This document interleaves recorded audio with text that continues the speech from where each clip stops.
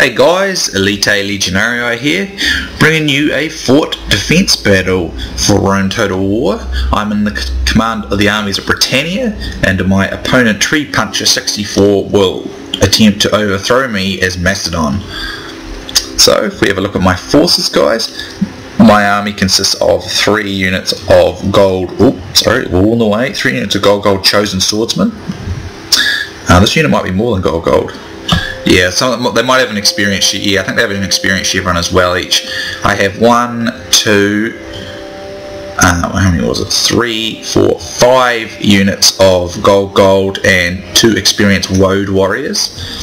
And I have 1, 2, 3, 4 units of gold attack head hurlers and a couple of gold Britannia cavalry mercenaries, barbarian cavalry mercenaries, sorry guys, and I got a unit of druids to boost morale. So my opponent's got a big but pretty limited upgraded army, but this shouldn't be like still too difficult for him because phalanxes are so good against barbarian units. So he's got 4 units of Cretan archers, no upgrades, and I'm going to make a quick strike against him with my cav. I want to get as aggressive as possible, and these Cretans could be extremely deadly because I don't have an answer to them very easily, so I need to get rid of them. So my men are after them. He's got, I allowed him to have I altered CWB rules for him, so he didn't have to bring a CWB army. He has 7 units of phalanx pikemen. They've only got an upgrade each.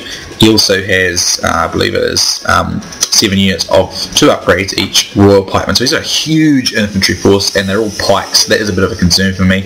He's got a couple of companion cav, and a general's armoured bodyguard, and 2 companion cav.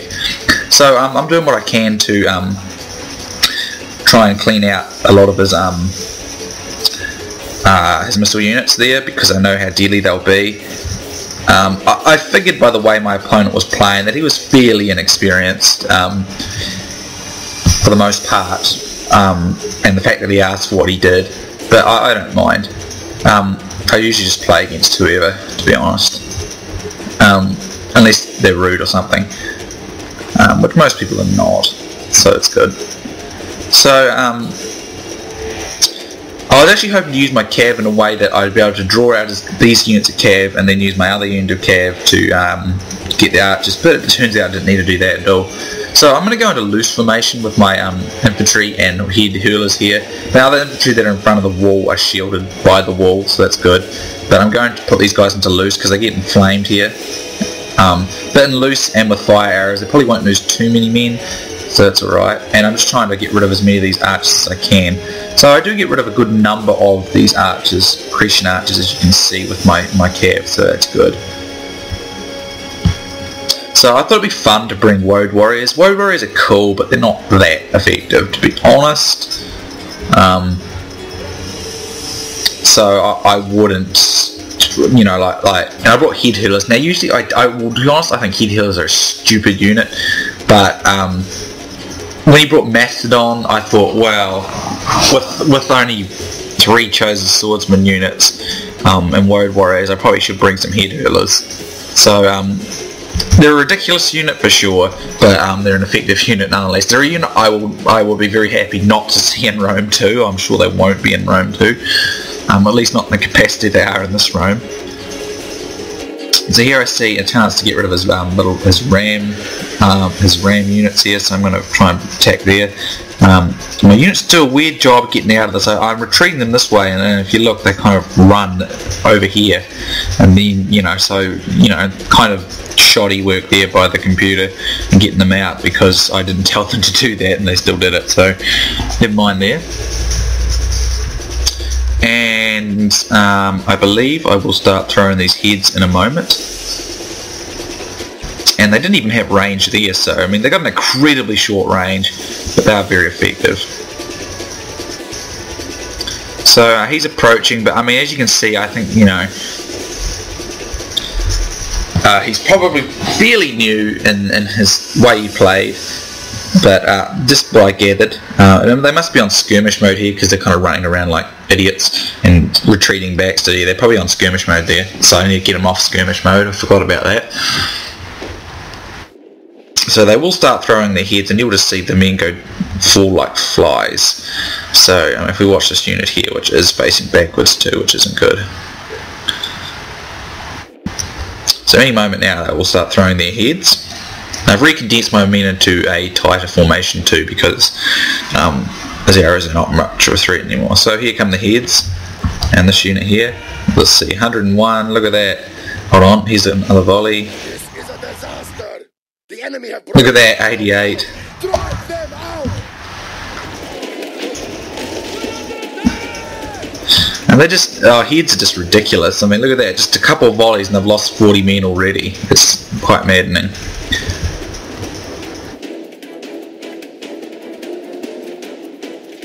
So my gate's open here, which is strange and annoying. So I'm just going to keep tossing heads in here, and I believe I walk right. And as you see, my opponent just sort of charges in here. Here's his general right in the front, so he's a pretty brave man. But his men got no upgrades, and my men on the defensive and quite heavily upgraded, so he's not going to have much success there. And with heads just being tossed in, like they are, things will look pretty nasty for this Macedonian cavalry with this companion and armoured bodyguard. So with heads flying in left, right and centre, he's going to take a serious beating. So I think this is a waste of his useful cav units, to be honest. But again, as you can, I anticipate that he's a fairly new player, because he's making some pretty bad mistakes here, in all honesty. But I mean, there's nothing against him. We're all new at some point, so I remember making mistakes like this when I was new. So you know, if he plays the game a while, I'm sure he'll pick up skills and he will learn what's good and not to do, and that sort of thing. So here he's clustered all his men together. So that's head hurling heaven. Head hurls are like grenade, you know, it's almost like grenades, because they just cause so much damage. I mean, in all honesty, it'll probably scare the crap out of you if someone threw a head at you, but I mean, it probably wouldn't be all that lethal. So he loses a lot of his cav, and I'm bringing, what I decided to do is come out of the city and try and encircle his clump of troops here, this side, and bring my cav around and get it from the other side. This doesn't work quite as well as I would have thought it would, or would have liked to, but it's probably because I'm using Woad Warriors. As you can see, even with like 6 upgrades, these non-upgraded phalanx pikemen, they're just getting ripped to shreds. So I mean, that just proves to you how much better his infantry is than mine. Plus he's got a heck of a lot more than me. Now what I'm doing is as you can see, I'm creating kind of like a choke points here, so if he does get in, he's going to get jammed, and that'll make it easier for me to get him. And I see some of his regroup creations, I want to kill them because they could be annoying. So I walk right over here, I don't know if you might have missed it, guys, and I get into battle over here with his Royal Pikemen. And again, I've got like 6 upgrades on my men, he's got none or only about 2, and my men are just getting absolutely shredded. But I want to just basically pin him down here with these Woad Warriors, and I want to flank around with these ones, which is what I'm going to try and do in a moment. And my flanking effort didn't work as well, and I think I completely forgot about my druids again. I always forget about them for some reason, which is never a good thing. I think I do eventually get the action rolling. So here I'm going to try and come around over here, but again I was probably getting a little overzealous with my cav. They are only light cav against, and they're not heavy cav. But as you can see, he is taking some serious beating, but he is doing a pretty nice job against my Woad Warriors. But I'm going to try and encircle him here on this side as well. So I'm having a little more success over here. This men are just getting ripped up pretty bad. So here's Warcry and my general, and I'm sure I just saw my general there somewhere in that chosen swordsman unit, or one of them. Oh, anyway, he's there somewhere. Here he is. There he goes. Right there, right where my mouse is. So he's right out in the thick of it. And so I got a nice encirclement here, which is causing a defeat. But not. I was trying to complete my encirclement here, and he does start to take some severe casualties in this group as well. But I don't know if he is in phalanx formation, and so that might be why that happened. So I think I got my druids coming close to support now.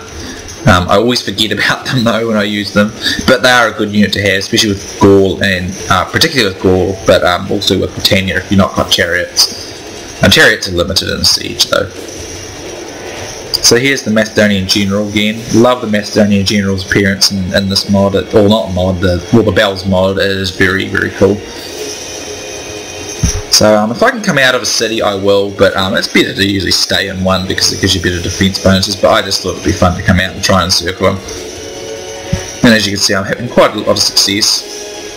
Although I took a few beatings over here with my Woad Warriors, as you can see, with their nice mixture of blue pants there. But I have got this unit completely encircled, and this unit here, these units here start to mass rout, and his general's gone as well. Hunt him. Goats make good eating. So his men should rout any moment now, watching their general and the rest of their army go. But they're fighting quite crazed men, but they are finally deciding that it's just not worth staying in it, so they will now rout. So my Woad Warriors will run these Macedonian dogs into the trees, where they'll be eaten by bears or something. I don't know if there's any bears that live wherever this is, but we'll just assume there is. But anyway, I think, you know, my opponent was obviously fairly new, and there's this general there. They're dying. I think, you know, my opponent was obviously fairly new to this. So if he ever does end up watching this video, if you know, don't clump your troops. Don't clump your troops like you did here. Sort of attack in waves and attack in multiple areas. Make multiple breaches so you can get multiple troops into the fort quicker. That's vital. That applies to any type of siege. I think you should make more entrances so you can get more troops into different areas. It divides your opponent's attention as well, and you can get more troops in, and you can be more decisive that way. After all, with your phalanxes, you had a much superior infantry than I did. But good game. So he admits defeat, but that's a good game to Tree Puncher 64. I had 1,109 men, I got 1,738 kills, and I had 514 men remaining.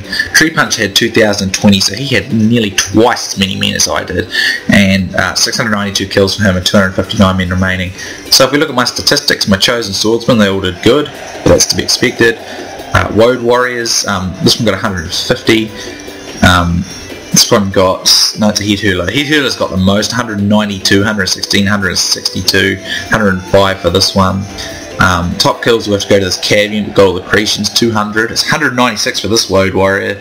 Some of the Woad, this one didn't do 38, but most of them got a lot of kills. So it was fun to use them. They got the fast moving trait, which is very useful for flanking, but overall they're not the greatest infantry units, but they are fun to use because it's a different unit that doesn't see a lot of action in the game, because obviously Britannic armies are almost always chariots, and I prefer not to use chariots. I like to try and vary it up and use some of the less used units because it's kind of fun. But anyway, good game to Tree Puncher 64. Thanks for playing, and I hope you guys enjoyed, and I'll see you soon next time.